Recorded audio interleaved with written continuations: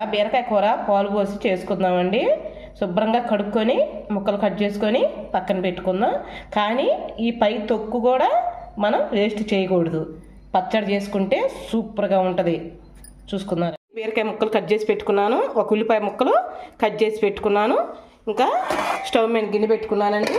ఇంకా దాంట్లోకి 2 స్పూన్లు ఆయిల్ వేసుకుందాం. మరింత కాదండి, 2 స్పూన్లు వేసుకుంటున్నాను. అదిగో అది బాగా వేడెక్కిందండి. దాంట్లోకి మనం తిరుమాది గింజలు, పచ్చిపప్పు, జీలకర్ర, ఆవాలు ఈ 3 వేసుకున్నాం. వీటిని కొంచెం దోరగా వేయించుకుందాం.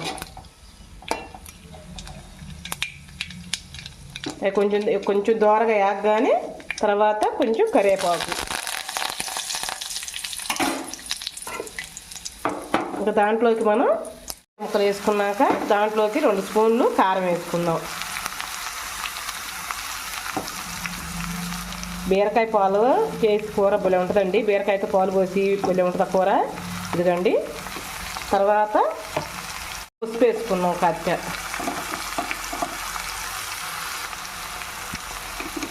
స్పూను ఉప్పు వేసుకుంటున్నానండి. అదిగోండి. అవి శుభ్రం కలిసేటట్టు మనం తిప్పుకుందాం. ఇంకా మూత పెట్టి మగ్గబెట్టుకుందాం.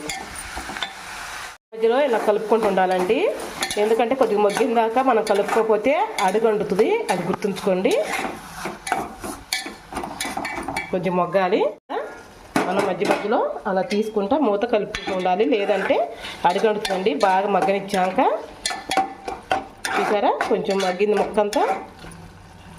బీరకాయలు ఆల్రెడీ నీళ్ళు ఉంటాయి కాబట్టి, వాటర్ ఉంటాయి కాబట్టి నేను కొంచెం ఒక టీ గ్లాసుని వాటర్ పోస్తున్నానండి. ఎందుకంటే ఆ ఉప్పు కారం అంతా ముక్కకు పడుతుంది, సూపర్గా ఉంటుంది.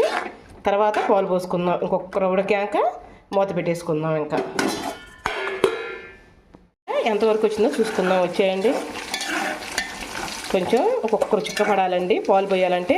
కర్రీ అయితే రెడీ అయింది. నేను అల్లం వెల్లుల్లి పేస్ట్ కానీ, జీలకర్ర పొడి కానీ, ధనియాల పౌడర్ కానీ, గరం మసాలా కానీ ఏమీ వేయట్లేదు. కానీ కూర సూపర్గా ఉంటుందండి. తింటుంటే చాలా బాగుంటుంది. ఇదిగోండి. ఇంకొకరు మొగ్గాలి. మూత పెట్టేసుకుందాం. ఎంతవరకు అయిందో చూసుకుందామండి. ఓకేనండి. కర్రీ అయితే రెడీ అయింది మంచి కూరతో. ఇదిగోండి. ఇంకా మనం దీంట్లోకి పాలు పోసేసుకుందాం. నేను ఆల్రెడీ కాగబెట్టి చల్లార్చిన పాలండి. ఇవ్వండి. ఈ గలాస్ తీసుకున్నాను. వీటిలో పోసేసుకుందాం.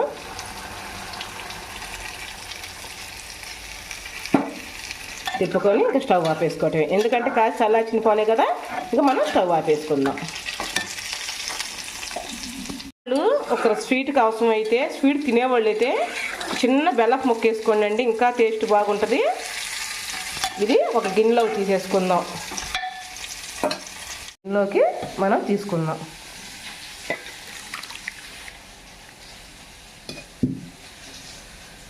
రెడీ అయింది కదా. దీని మీద కొంచెం కొత్తిమీర అండి. ఎంత నేను రవ్వంత వేస్తున్నాను. ఇదిగోండి. కొంచెం కొత్తిమీర. ఓకేనండి. ఈ వీడియో నచ్చితే ఒక లైక్, ఒక కామెంట్ అండి.